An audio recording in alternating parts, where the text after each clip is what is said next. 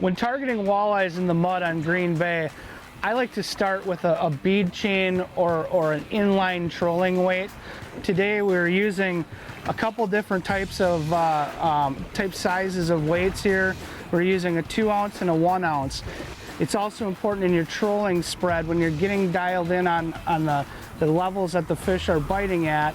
I like to stick with the same size weight. I don't like to mix it up too much.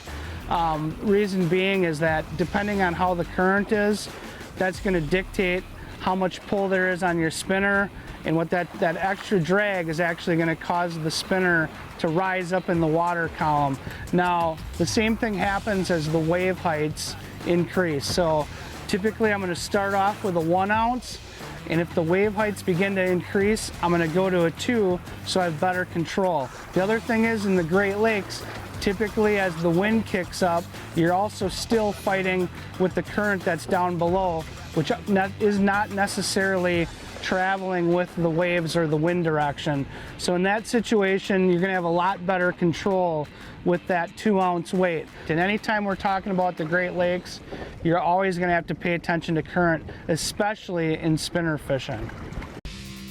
Thanks for watching. Hit the subscribe button and click on the bell to stay up to date with the latest tips and techniques to help you get the next bite.